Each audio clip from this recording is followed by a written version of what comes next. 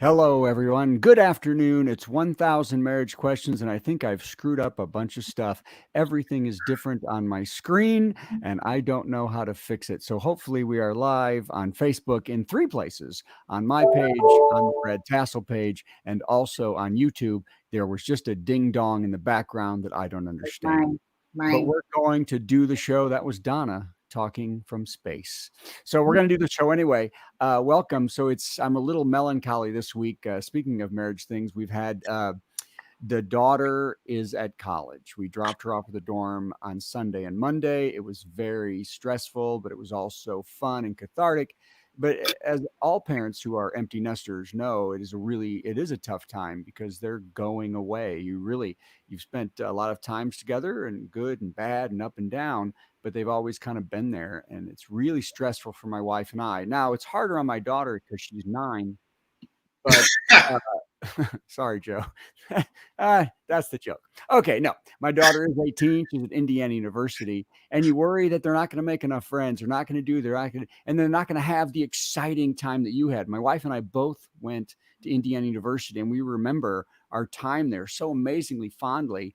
And it's hard for parents. And think about this as especially married couples, as you're trying to do your kids and raise them. And that is that you don't want to make their experience your experience. They're going to have their own experience.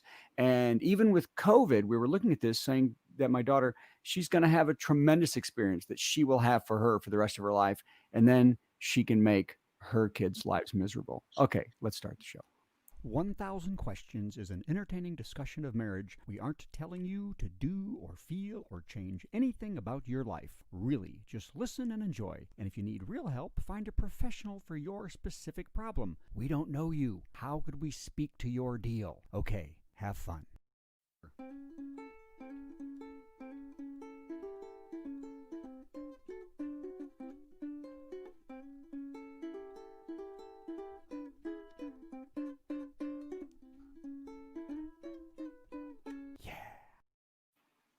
All right, well, so yep, it's right in front of my face, isn't it?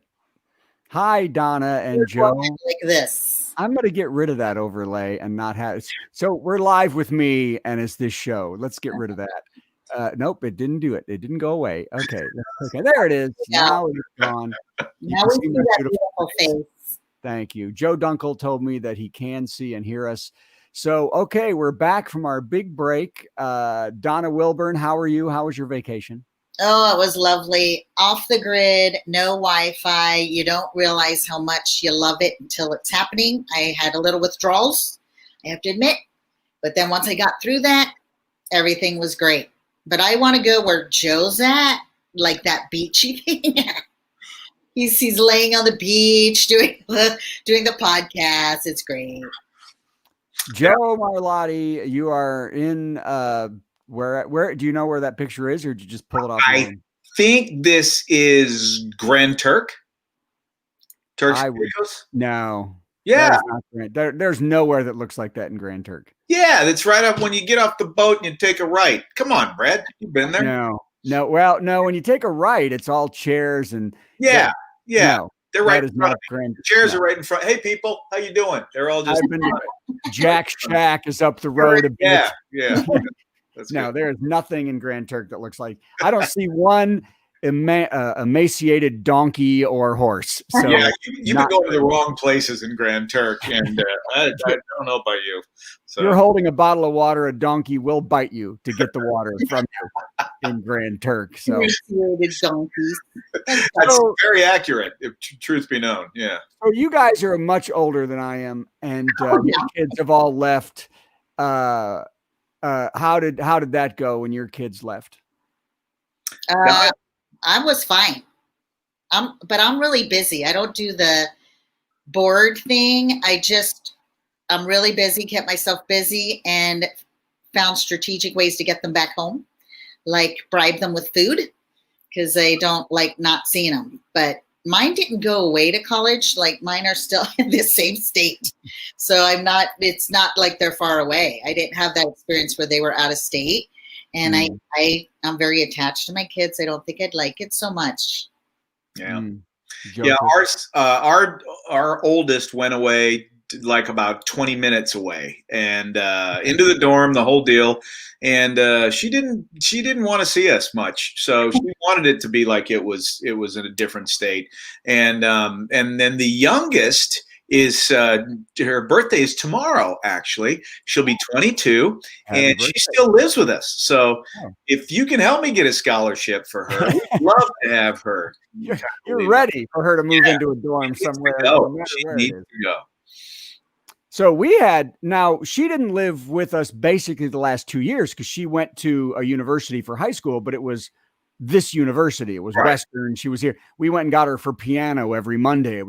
So it was really nice that she didn't technically live here, but we had access basically day in and day out. But Right. now and we didn't hear from her for about the first 24 or so hours. Then she finally sent us a picture of some of the friends she's made and some of the stuff she's doing. She's made friends in the first 24 hours? Well, you have nothing to worry about, Brad. In fact, you may never see her again. She just may be like, this is great. I'm not going back. He doesn't want that. He doesn't want to never see her. In the world of COVID, she may be like, she could be in Europe in a week. So, yeah. In the world of COVID, it's so different because what they're doing now is usually it was really actually better than any going to college existence I've ever seen, because normally every student, 40,000 kids show up the same day and there's just madhouse. Yeah. Well, this is 1,500 kids a day for 2 weeks and just very slow. Only 3 people moved onto her entire floor the entire day we were there. Yeah. So they're slowly moving in. She's meeting people as really slowly, and they're doing activities that they never. I moved in, there was 40,000 of us. The RA didn't know who anybody was. We were on our own, but they really are making and she's already in the middle of a class. So she's been going to the movies with the kids, distance in the class. So we're really thrilled by the whole thing. So, okay, that's not what we're supposed to be talking about. I forgot to draw a question. I've drawn the first question out of the bucket. Right. Okay. Can you see it? Yeah. It says, no, we can't see it. I take that back. Yeah. I'm ready for kids, but my husband is not. What now? Say it again. I'm ready for kids. My husband is not. Now what, Donna? Ooh. That actually happens a lot. I'd say that's a counseling issue where sometimes there's anxiety or fear of commitment or different agendas. People have different agendas. Like they say a lot, females do my biological clock is ticking, right. And males might want to be more financially stable and they don't quite have that biological clock pressure. So I think that one, if you really can't seem to get on the same page, you may need help with that one. That one, there's something else going on in there. Yeah. Yeah. What do you mean? I need to know more about what else is going on in there. Like an issue, like an anxiety issue, or, people have issues. It's really strange, I know, but like people have financial anxiety where they're like, no, we can't afford it. No, we don't have enough money, or we're not in the right house, or you don't have the right job.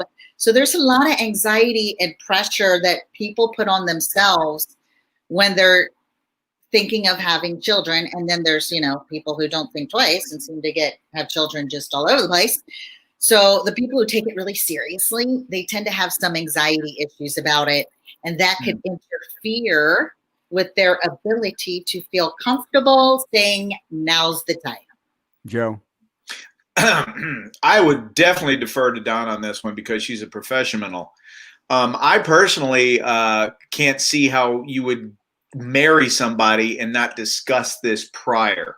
So it kind of seems to me like maybe this is something that maybe a change in the original vision of where you guys were going, or maybe you just didn't, maybe you guys shouldn't have, I don't know. It's weird. Ours was different. I can tell you from our experience that we talked about children, and it was not a big issue. It wasn't something we were planning on. I shouldn't say planning on. We just my wife and I were, I told my wife, I said, look, if you ever want to have children, I'm totally on board with it. But I'm going to leave that decision up to you for various reasons that I'm not going to dive into here. But I just said, I'll leave that up to you and I'll be good with whatever you decide.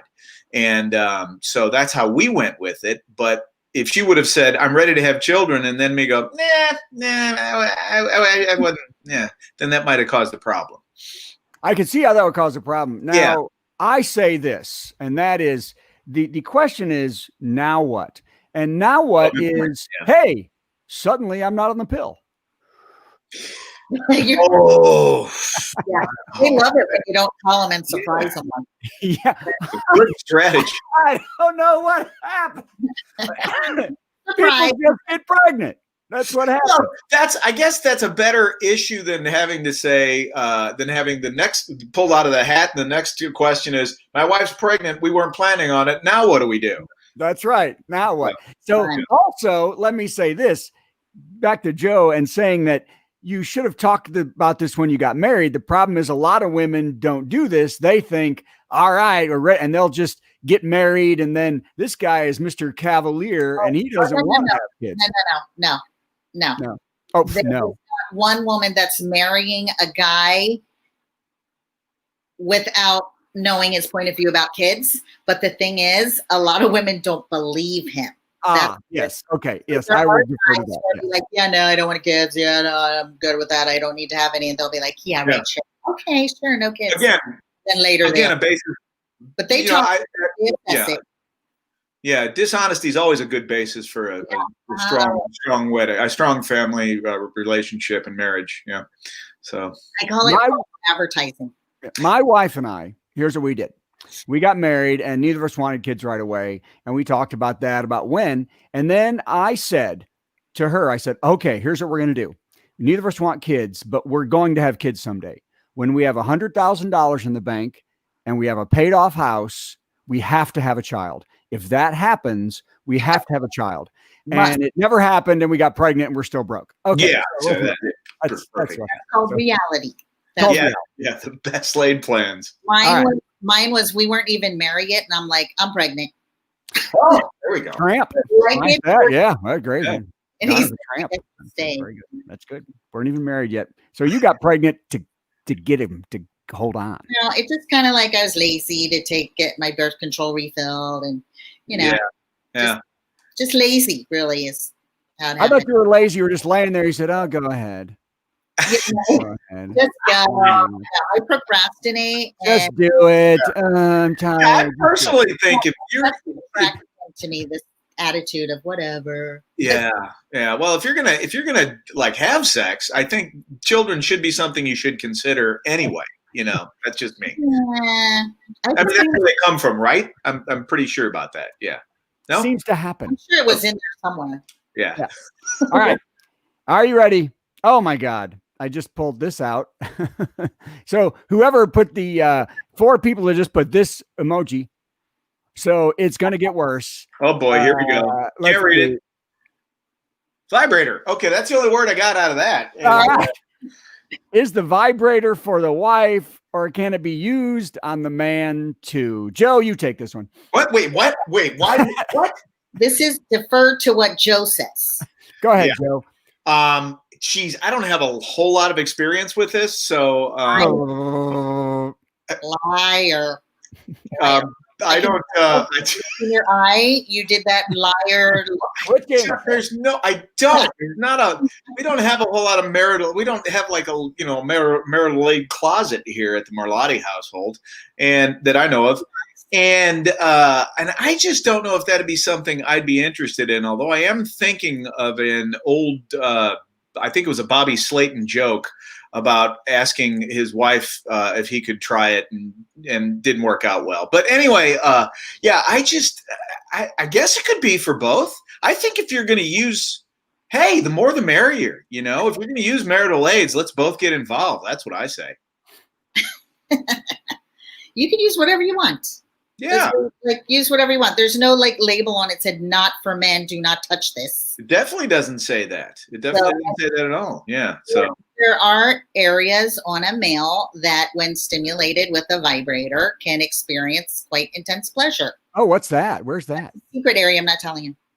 It's a wow. We've gotten all very prudish since we've joined that. Now, I'm going to be clear. I'm going to be clear and actually say some words, and that is that if you're a man, when it says using a vibrator, it doesn't have to go in your rear end. That's not right. Is there other things you can do with a vibrator? Whatever you want with a vibrator. I mean, you can stimulate other areas with it too. And you can do whatever you want. Yeah. Now, speaking as a guy, there's only one area that that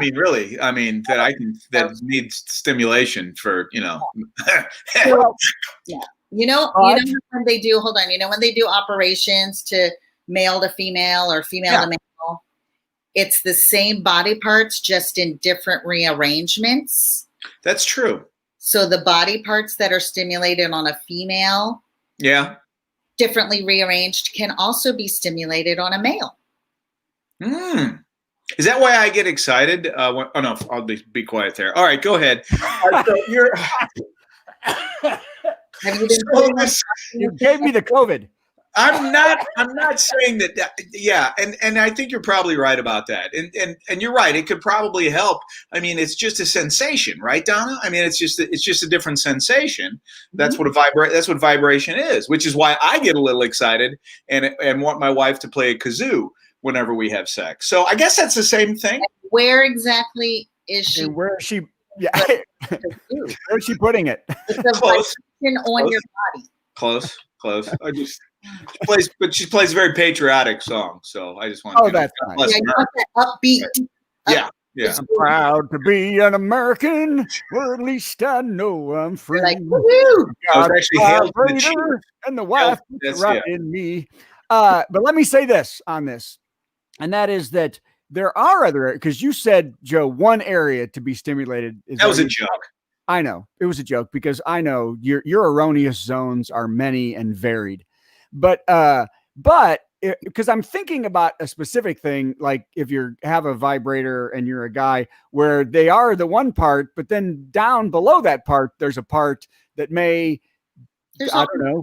There's inside parts, outside parts, outside part, front parts, back parts. Testicles. Let's say testicles. Yeah. There's up inside parts. Oh, well. Yeah, we're not going there.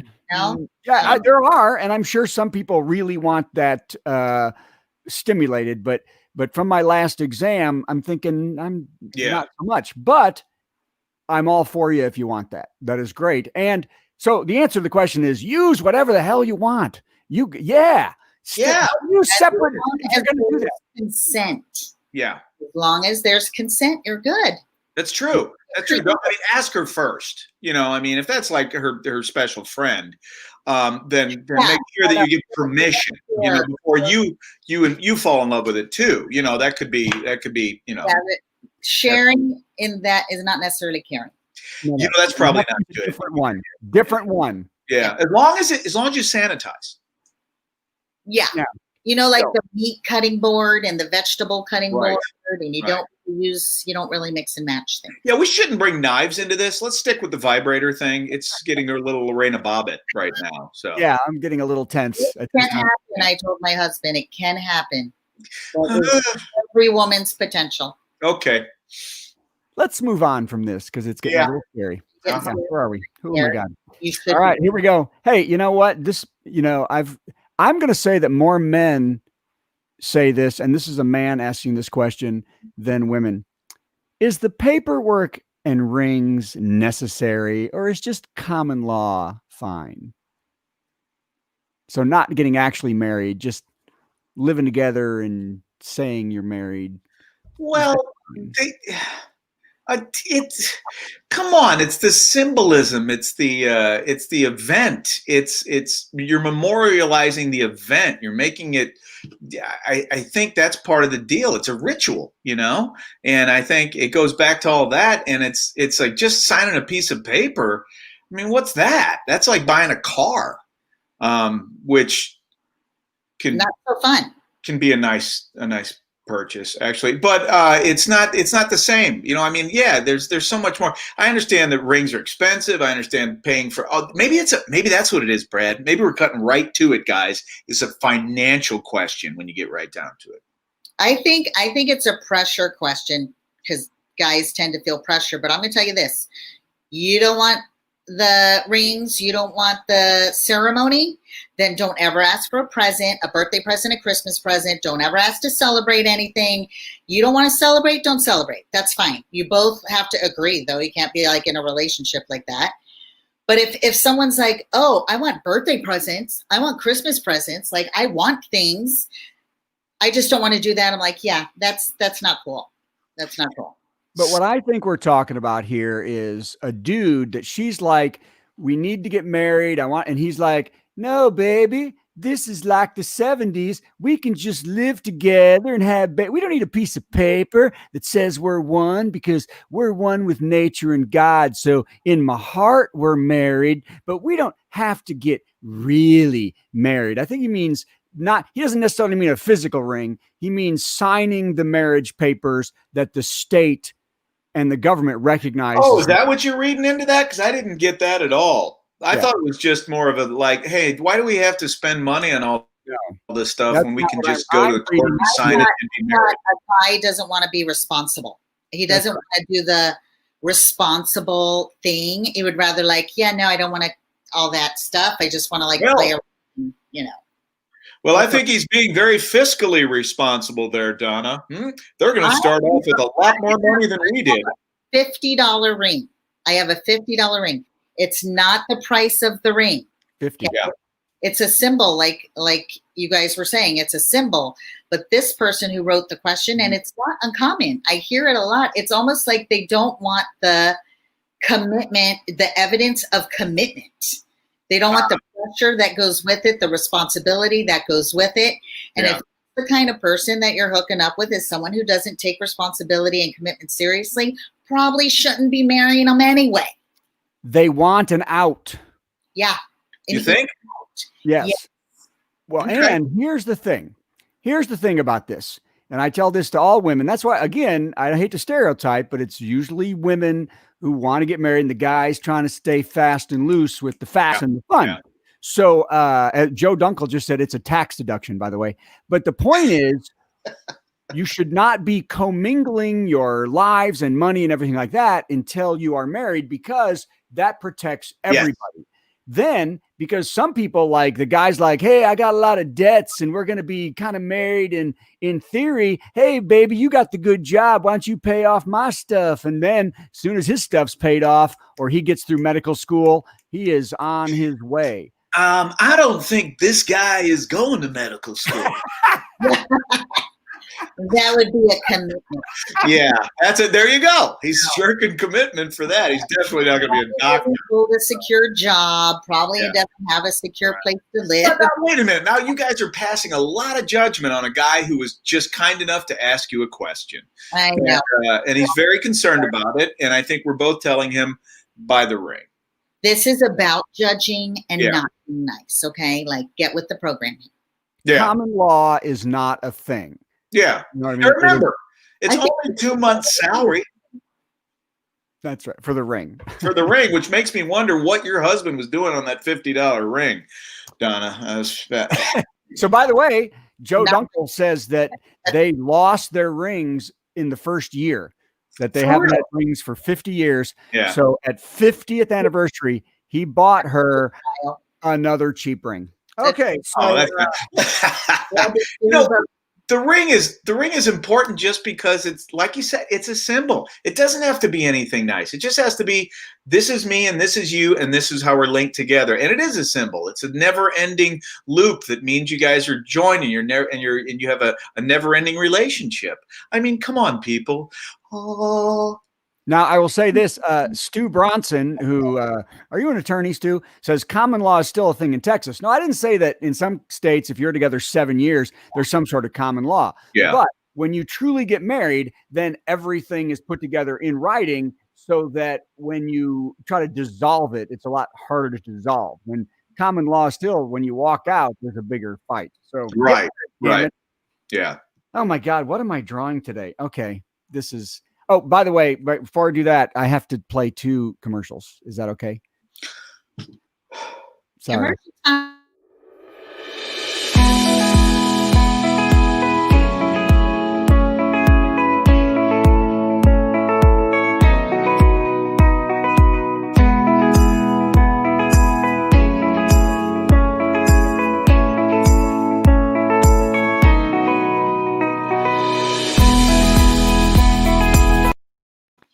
Oh, by the way, buy my books, everybody. But I did want to say the next question is, how do you introduce a threesome into your marriage? But wait, Is that the question, or are you making that up? He's making that up. You just want to know for your own self? Yeah. Is this for you? Did you write that question? Come on, Brad. Fess Brad. up. Can you read it? Brad's handwriting. How do you introduce a threesome into your marriage? No, Brad did not. Wait, we're not talking about this yet. We're not talking about well, Brad did not write that because it's all perfectly legible and spelled correctly.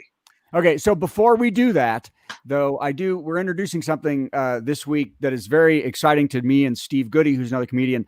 The Fringe Fest is not happening this year. We were supposed to be there doing our show, Vampires Ball, Ultimate Halloween Party. It is Halloween in August. So we've spent a ton of time putting together a video that will run on the online fridge on August 15th to the 31st.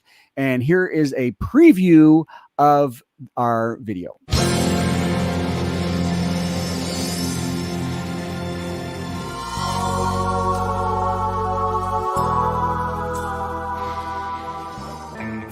Ooh, Igor, this is not my match. The Vampire's Ball is a swanky affair. Master, I brought the shovels. Good, Igor, good. And did you bring my latte? Yes, Master. Skim milk, 2 Splenda. Good, Igor, good. Let's get started. Oh, yes, Igor, yes. Raise the platform. It's time.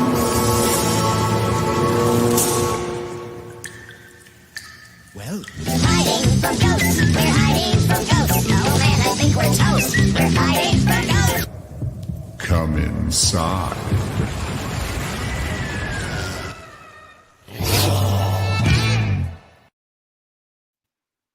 You are goofy. I am goofy, and that is the goofiest, funnest show. The regular preview is 10 and a half minutes. It's 3 full songs plus the intro and a neat outro. And then in 2021, the full show is going to the Fringe and ultimatehalloweenparty.com. Everyone who go there, watch the preview. It's totally free. Of course, you can come back and buy a fake ticket if you like, so we can get money together to go to the Fringe. But it is the neatest thing we've done. And we did it all virtually, which doesn't seem possible, does it? Really, that was fantastic, Brad. I'm just looking at the production value going, that's great. That is so campy, fun. It's family.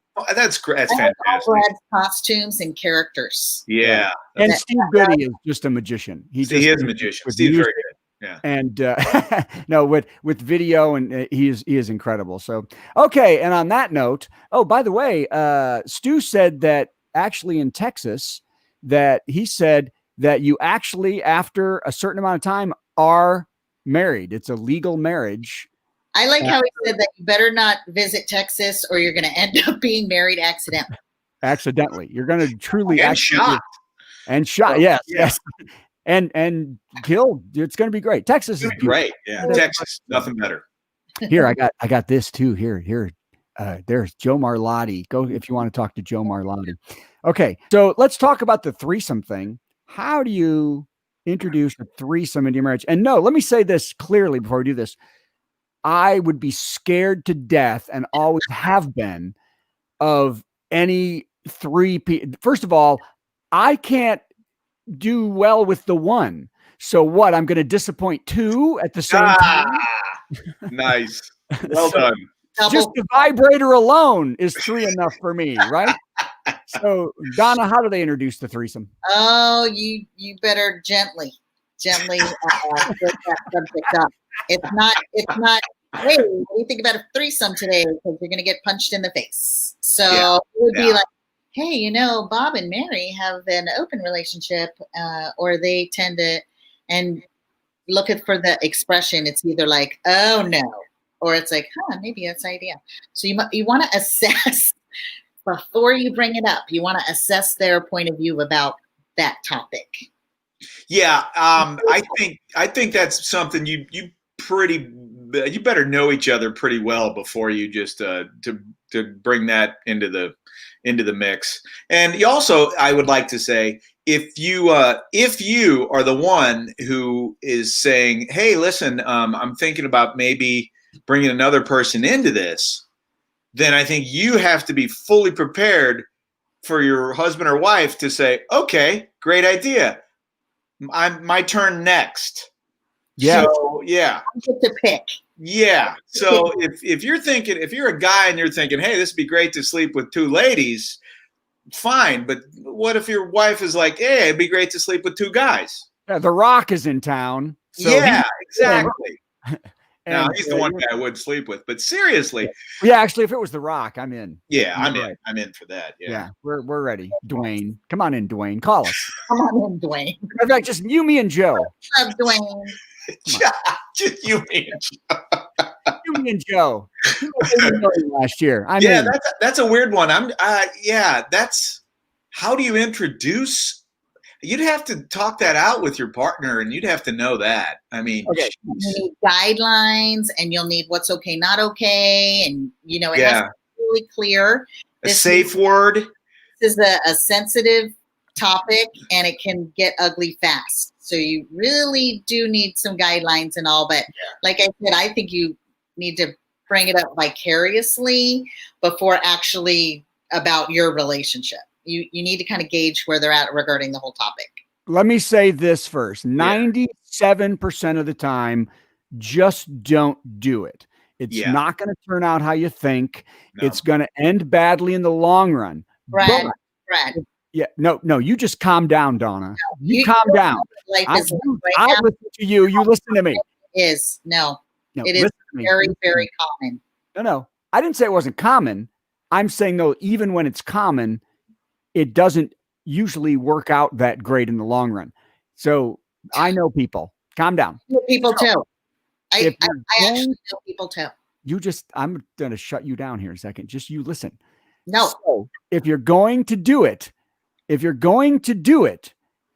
I think there would be already because let's face it, this is probably the guy. She is making overtures that seem like she's already thinking about this kind of thing.